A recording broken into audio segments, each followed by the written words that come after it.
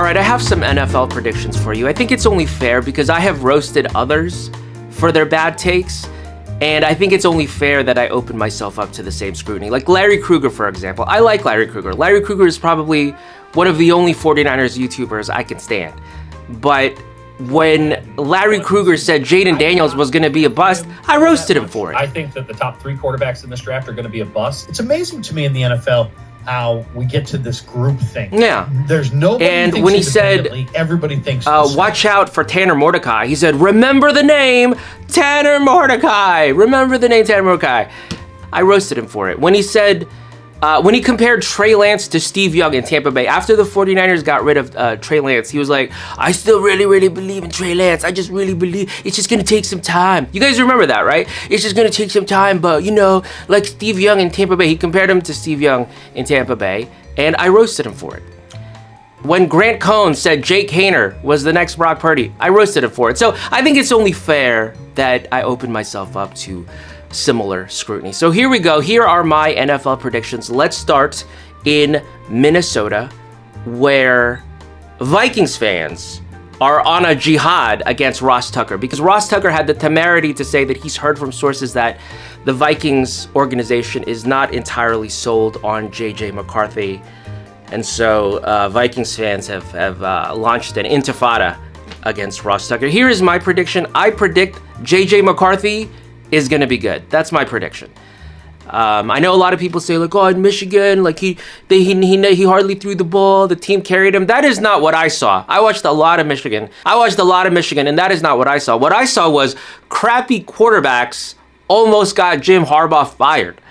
Crappy quarterbacks forced Jim Harbaugh to take a humiliating pay cut.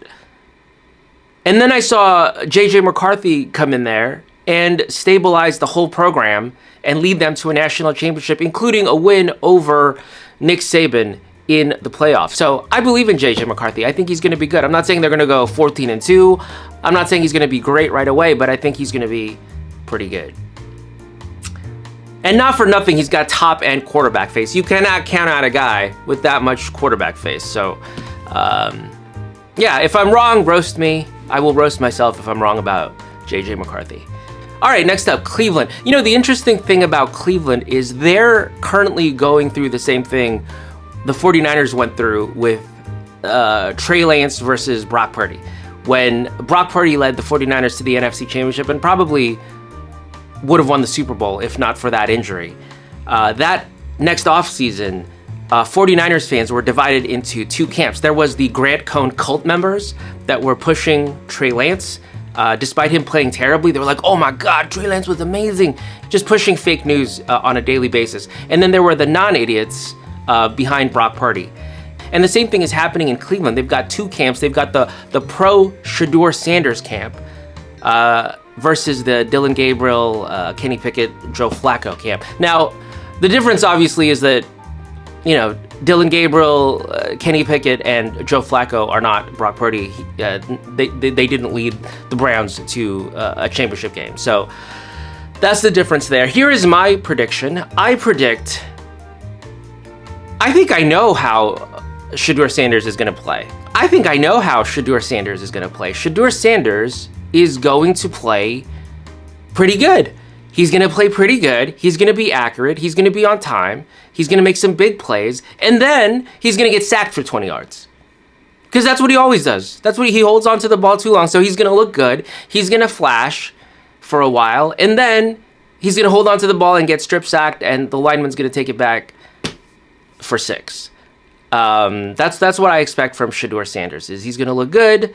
Kind of like Nick Mullins. You guys remember Nick Mullins, where he'd put up like really good numbers and then just make a catastrophic mistake? That's what I expect from Shedeur Sanders. Now, the one thing Shedeur Sanders has going for him is he's got pretty decent quarterback face. You never want to count out a guy with a good quarterback face.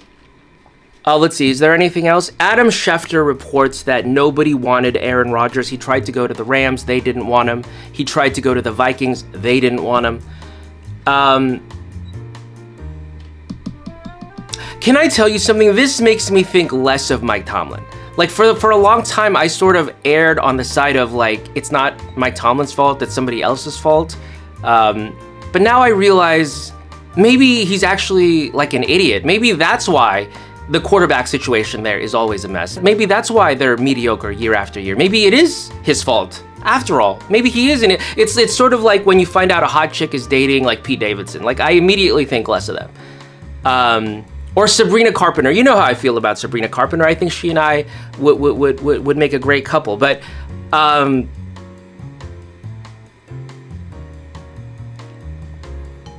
if Sabrina Carpenter was dating Kanye, like I would immediately think less of her. Would I still simp? Of course I would. Of course I would still simp for Sabrina Carpenter, but I would think less of her. I would be disappointed in you, Sabrina. If you're watching this, I'd be very disappointed in you. But it's the same thing with Mike Tomlin. I'm like the way he has pursued Aaron Rodgers with such thirst, the way he has throated Aaron Rodgers at every turn leads me to believe maybe it is his fault, the mediocrity in Pittsburgh. So my prediction is Aaron Rodgers in Pittsburgh is going to be a lot like Chris Paul with the Warriors, where everyone's gonna like jerk him for a while, like, right? Like, oh man, we really love him. We really, oh boy. They did it with the Warriors. They did it with the Spurs. But after a while, it's like, shut up. We're not winning anything with you, and I'm tired of your crap. That's how I feel it will end with Aaron Rodgers in Pittsburgh. They will not win anything of consequence, obviously. But my point, my prediction is they're gonna jerk him for like the first, like I'd say the first half of the season. There's gonna be a lot of jerking going on. But by the end, it's like, shut the fuck up.